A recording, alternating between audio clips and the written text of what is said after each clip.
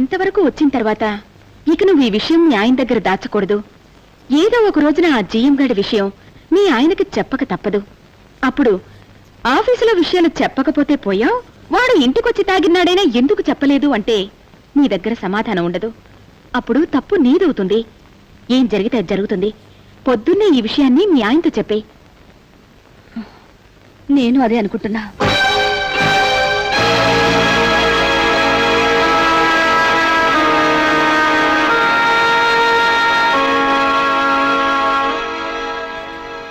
ఏం చేద్దాం?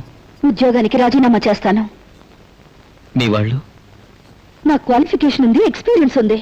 ఇంకో ఉద్యోగం చూసుకుంటాను. ఇక్కడ రావణుడు ఉన్నాడు, అక్కడ కీచకుడు ఉండడం నమ్మకం ఏంటి? అంటే తెలియని శత్రువు కంటే తెలిసిన శత్రువు చాలా మేలు శాంతి. తెలిసిన శత్రువు ఎలా దెబ్బతీస్తాడో తెలుసు కనుక తప్పించుకోవడం సులభం.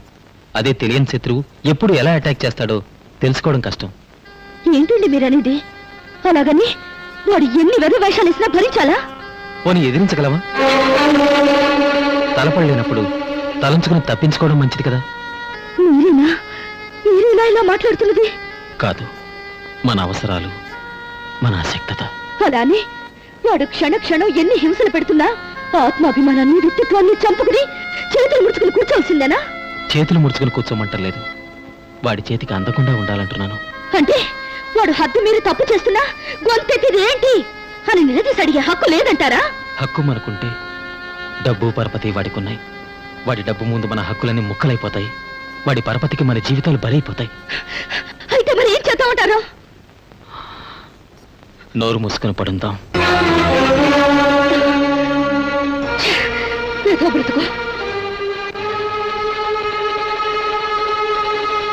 బ్రతుకెప్పుడు వెధవది కాదు శాంతి. వెధవలే బ్రతుకులోకి వస్తారు, ముఖ్యంగా ఆడదాని బ్రతుకులోకి. ఆఫీసుల్లో, వ్యాపార సంస్థల్లో, సినిమా రంగంలో, వ్యవసాయ రంగంలో, చివరికి కూలీ పని చేసే వాళ్ళలో, అన్ని చోట్ల తమ కింద పనిచేసే ఆడవాళ్ళని లైంగిక వేధింపులకి గురి చేస్తూనే ఉన్నారు. ఆడవాళ్ళు నోరు మూసుకుని పడుంటూనే ఉన్నారు. అయితే ఆడది జీవితాంతం రాజీ పడుతూ బ్రతకాలే తప్ప తెగింపు ఉండకూడదంటారా?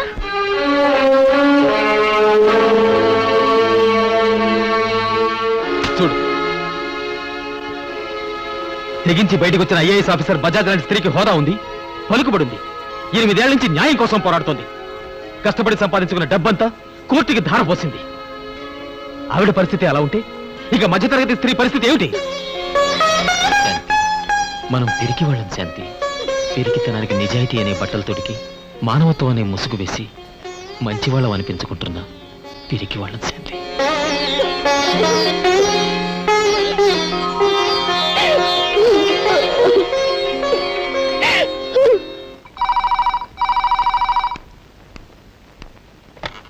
హలో, అవునండి, నేనే మాట్లాడుతున్నాను. ఎవరు కావాలండి? 1000 రూపాయలు ఇస్తాను, నైట్కి వస్తారా? రాత్రంతా ఉంటే 2000 ఇస్తాను. ఎవరా నువ్వు? ఎవరు డార్లింగ్? ఎవడా నిండి విధవా? 2000 రూపాయలు ఇస్తాను, రాత్రికి వస్తావా అని పిచ్చి పిచ్చిగా మాట్లాడుతున్నాడు. ఎవడు రాది? ఈ ఫోన్ ఎవరిదో తెలిసి మాట్లాడుతున్నావా? తెలిసే మాట్లాడుతున్నాను రాస్కెల్. నీ భార్యతో అసభ్యంగా మాట్లాడితేనే నీకెంత కోపం వచ్చింది? నా భార్యతో నువ్వు అసభ్యంగా ప్రవర్తించావు, నాకెంత కోపం రావాలి? ఎవడు రాది? మాట్లాడుతోంది ఎవరో కూడా తెలుసుకోలేకపోతున్నావంటే ఇంకా ఎంతమంది పిల్లలకు line వేస్తున్నావేంటి?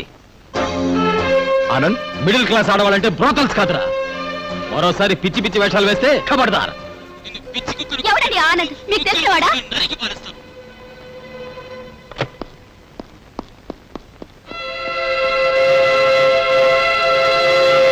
Shame on you. Shame on your part. 1 రూపాయి కాదు, 2 రూపాయి కాదు, 1,00,000 రూపాయలు. 1,00,000 రూపాయల దొంగతనం జరిగింది. ఆఫీస్ బయట సెక్యూరిటీ వాళ్ళు అందరిని రోజు వెళ్లేటప్పుడు చెక్ చేస్తారు గనక ఆ 1,00,000 రూపాయల దొంగతనం చేసిన వాళ్ళు ఆ డబ్బుని ఆఫీస్లోనే దాచి ఉంచాలి. Check each and every person. నన్ను కూడా వదలకూడదు. నా క్యాబిన్ కూడా చెక్ చేయండి. వెళ్ళండి. సార్, మీ డెస్క్ కీస్ ఇవ్వండి. మేడం, మీ తాళాలు కూడా ఇవ్వండి.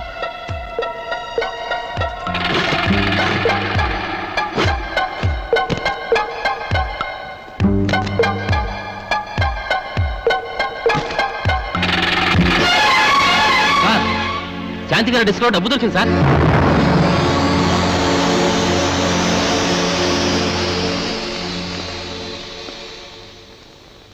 శాంతి గారు, ఎందుకు చేశారు ఈ పని? నేను దొంగతనం చేయలేదు. నేను దొంగను కాను. Stop it. ప్రతి దొంగకి ఇది పేటెంట్ డైలాగ్. అవసరం మనిషిని ఎంత దిగజారిస్తుందో విన్నాను, ఇప్పుడు చూస్తున్నాను. Come to my chamber. ఏంటే ఆ? ఏంటి? నేను నీ మీద మోజపడితే నువ్వు నీ మొగుడుతో నన్ను తిట్టిస్తావా? ఆ? నేను కాల్చి పారేసే సిగరెట్ల ఖరీదంతా చేయవు మీ జీవితాలు. ఏదో మోజపడ్డాను. ఒక్కసారి ముద్దుగా ఎస్సంటే నీ సొమ్మేం పోయిందే? ఆ? నీ ఆయుషం తగ్గిపోతుందా? నీ అందం తరిగిపోతుందా? పోసు పోసు. మంచిగా దారికి వస్తావేమో అని ట్రై చేశాను, కానీ రాలేదు. Bad luck. అందుకే ₹1,00,000 దొంగతనం ముప్పాను. ఇప్పుడు నేను తలుచుకుంటే నిన్ను అరెస్ట్ చేయించగలను. I can arrest you. am I right? No. నేను ఆ పని చేయను. ఎందుకంటే నేను నిన్ను అనుభవించాలి. ఎస్. అమ్మమ్మమ్మమ్మ, ఇంత అందంగా ఎందుకున్నావే తల్లి? ఎందుకు నన్ను ఇలా ఏర్పిస్తున్నావే? Okay, all right. నీ మంచితనం ప్రూవ్ చేసుకోవడానికి ఒక్కరోజు, జస్ట్ 1 day టైం ఇస్తున్నాను. వెల్, రేపు మన కంపెనీ గెస్ట్ హౌస్కి వచ్చాయి. వెళ్ళమ్మా. నిన్న ఇంత ఇష్టపడిన నా చేత తిట్టించుకోకే ప్లీజ్. వెళ్ళు వెళ్ళు వెళ్ళు.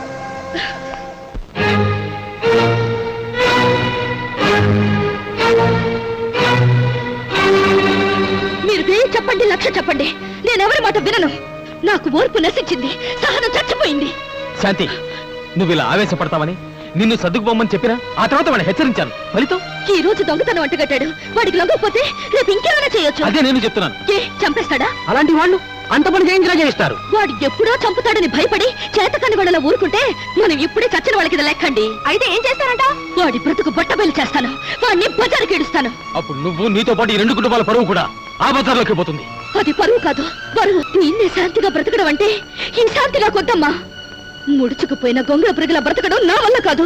ఉద్యోగం చేసుకునే ఆడవాళ్ళని మానసికంగా, శారీరకంగా హింస పెట్టే ప్రతి వెదవికి బుద్ధి చెట్లు చేస్తాను.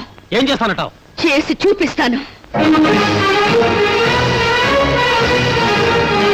Don't worry, me general manager ని ఇండీసెంట్ అసాల్ట్ ఆన్ ఉమెన్, స్త్రీల పట్ల అసభ్యకరమైన హింస అనే అభియోగం మీద ఐపీసీ సెక్షన్ 354 కింద కేసు బుక్ చేయొచ్చు. నేరం రుజువైతే 2 సంవత్సరాల కఠిన కారాగార శిక్ష గాని, ఫైన్ గాని, లేక శిక్షా ఫైన్ రెండూ కోర్టు విధించవచ్చు. అయితే కేసు వెంటనే బుక్ చేయండి. వెల్, కంప్లైంట్ డీటెయిల్ గా రాసివ్వండి. ఆడవాళ్లను లైంగిక వేధింపులకు గురి చేసే ఏ స్థాయి మగవాళ్ళైనా సరే చట్టపరంగా చర్య తీసుకోవచ్చని మీ ద్వారా మహిళా లోకానికి తెలియజేస్తున్నందుకు really I appreciate you and I will do all the help. This is an anticipatory bail. ఇప్పుడు మీరు నన్ను అరెస్ట్ చేయలేరనుకుంటా. am I right? ఇప్పుడు అరెస్టు చేయనంత మాత్రాన మీరు చట్టం బారి నుంచి తప్పించుకోలేరు. ఆఫీస్ నుంచి శాంతి ₹1,00,000 దొంగిలించింది. ఆ విషయం బయట పెట్టానని నా మీద కక్షతో కేసు పెట్టిందని చెప్తాను. ₹1,00,000 శాంతి దొంగిలిస్తే మీరు వెంటనే పోలీస్ స్టేషన్ లో ఎందుకు కంప్లైంట్ చేయలేదు? ఆన్సర్ లేదు కదూ, కోర్టు చెప్తుంది ఆన్సర్. బాయ్.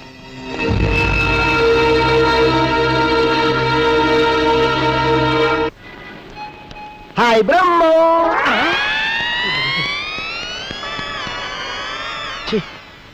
ఎన్నాళ్ళు వీడికి ఇలా భయపడి పారిపోతాం? ఇవాళ వీడికి రివర్స్ లో ఇచ్చి ఎముకల్లో సున్నం లేకుండా చేస్తాను. రే కాసుకోరా రే. ఏంట్రా విశేషాలు? ఏముందిరా, దేశం గురించి ఆలోచిస్తున్నాను. దేశానికి ఏమైందిరా? ఏమవటం ఏంట్రా, దేశంలో స్మగ్లర్లు, టెర్రరిస్టులు పెరిగిపోయి దేశాన్ని సర్వనాశనం చేస్తున్నారు. ఇప్పుడు నువ్వు ఈ దేశంలో పుట్టావు, ఈ దేశంలో పెరిగావు. ఈ దేశం అంటే నీకు ప్రేమ ఉండాలా వద్దా? ఉండాలి కదరా. ఉండాలి కదా. మరి నువ్వు చేసిన పని ఏంట్రా? ఏం చేశారు? బాంబులు తీసుకొచ్చి ఈ దేశంలో అమ్ముతావు నువ్వు. సార్ విన్నారుగా, విమానంలోంచి AK-47 నేల మీద వదులుతావు నువ్వు. నువ్వు అసలు కడుపుకి అన్నం తిన్నావా, గడి తిన్నావా, ఏం తిన్నావా నువ్వు? పాకిస్తాన్ వాళ్ళతో సత్సంబంధాలు పెట్టుకుని కాశ్మీర్ లో టెర్రరిస్టులు ఎదుగుతావా?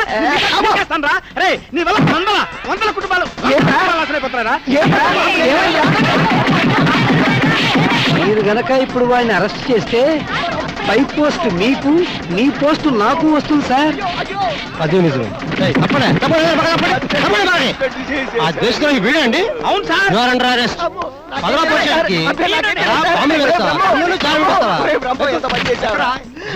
ఇలా తీర్చుకున్నావురా బ్రహ్మో.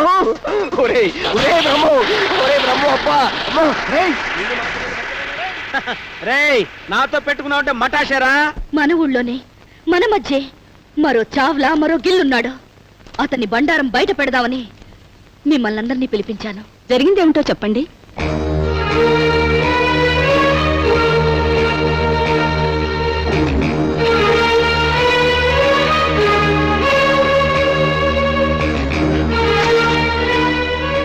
ఈ సమస్య పరిష్కారానికి మీరందరూ సరైన రీతిలో స్పందిస్తారని ఆశిస్తున్నాను. Yes, what can I do for you? Sir, మీరు మీ ఆఫీస్ స్టాఫ్ శాంతిని లైంగిక వేధింపులు గురి చేస్తున్నారని ఆవిడ ప్రెస్కి చెప్పారు. దానికి మీరు ఏదైనా సమాధానం చెప్తారా? అన్యాయంగా ఒక ఆడపిల్ల జీవితం బలి కాకూడదని ఆగాను. But I can't stop it anymore. Yes, నాకు శాంతికి అక్రమ సంబంధం ఉంది. Is it fact? మీకు రుజువులు కావాలంటే చూడండి. ప్లీజ్.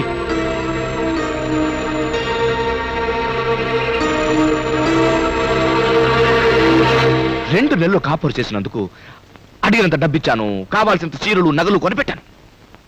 కానీ ఇప్పుడు నా భార్యని పిల్లని వదిలేసి తనతో వచ్చేయమని వేధిస్తుంటే నా వల్ల కాదన్నాను.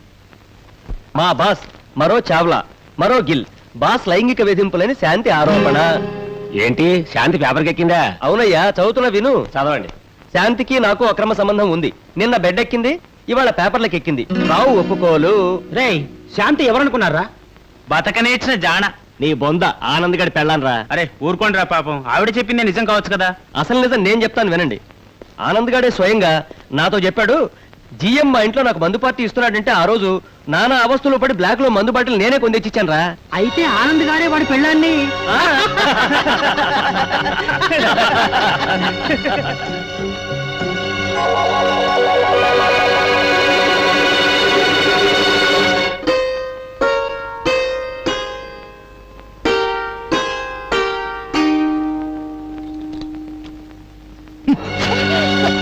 ఏంటి ఇది? ఆ జిఎం గాడు నీకు చీర నెక్లెస్ కొనిపెట్టాడా? ఈ చీర నెక్లెస్ నా బర్త్డేకి నాకు కొని పెట్టారు. ఇప్పుడు ఇలా అపమో శుభమో తెలియని ఓ ఆడపిల్ల మీద నిందలు వేయడం తప్పండి. నోర్మోయ్, ఎంతమంది నోళ్ళు ముంచగలవు? బయట మన గురించి ఎంత అసహ్యంగా మాట్లాడుకుంటున్నారో తెలుసా? ఇంకా అసహ్యంగా మాట్లాడుకోవాలి, లేకపోతే నన్ను కాదంటుందా? నన్ను లోఫర్ అనుకున్న పర్వాలేదు. నన్ను బ్రోకర్ అనుకుంటున్నారే?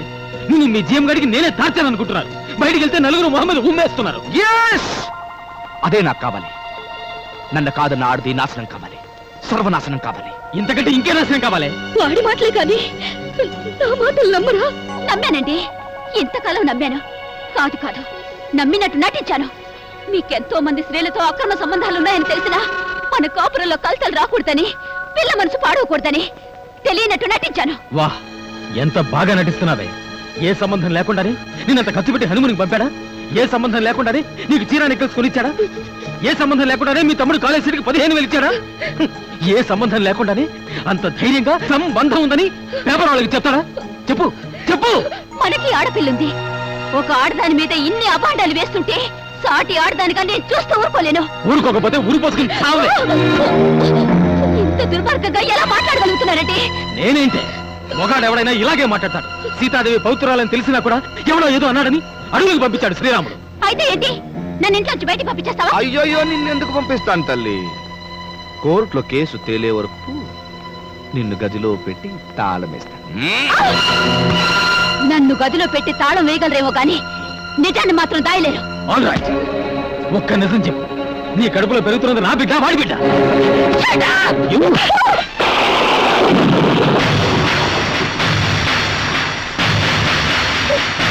Get out. నీకు నాకు ఏ సంబంధం లేదు. Get out. నీ మొహనాన్ని చూపించు. ఓవే.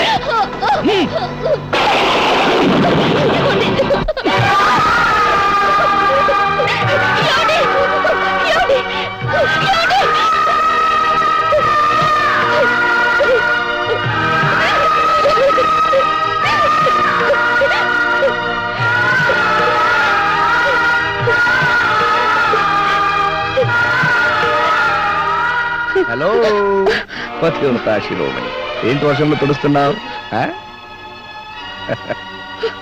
నీ మొగుడు నిన్ను అనుమానించి ఇంట్లో నుంచి వెళ్ళగొట్టాడా? No problem. ఇప్పటికైనా ఒప్పుకుంటే అన్ని సెటరేట్ చేస్తా. లేకపోతే రోడ్డు మీద పడ్డ నీ బ్రతుక్కి నెక్స్ట్ స్టేజ్ ఏంటి తెలుసా? డ్రైనేజ్.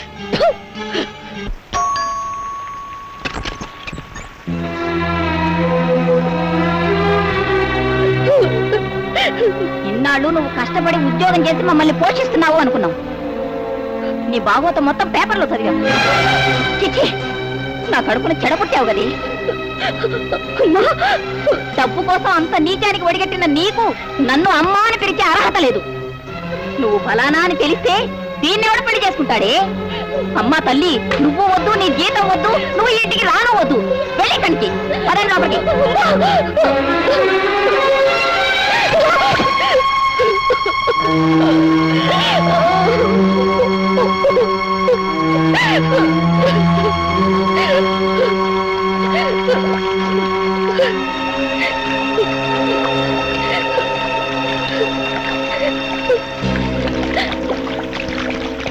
వైట్ వాటర్ కోసం 50 అడగడానికి రాలేదమ్మా. అపనిందల వర్షం నీ మీద పడకుండా ఉండటానికి గొడుగు పట్టాను. అమ్మా, లోకమంతా నీకు ఎదురు తిరిగినా నీ పక్కన నేను నిలబడతానమ్మా. ఎంత ఖర్చైనా సరే కోర్టుతో తెలుస్తాను. డబ్బెక్కడదని ఆశ్చర్యంగా ఉందా అమ్మా? ఆ రోజున ఇంటెద్దె కట్టకుండా నేను తాగేసి వచ్చిన రోజున మీ అమ్మ తిట్టిన తిట్టతో నాకు బుద్ధి వచ్చిందమ్మా. ఆ క్షణం నుంచే తాగుడు మానేశాను. కానీ అప్పుడప్పుడు వైట్ వాటర్ పెడుతూ నీ దగ్గర డబ్బెందుకు తీసుకునేవాడో తెలుసా? నీ సంపాదన అంతటినీ ఈ కుటుంబానికే ఖర్చు పెడుతున్నావు.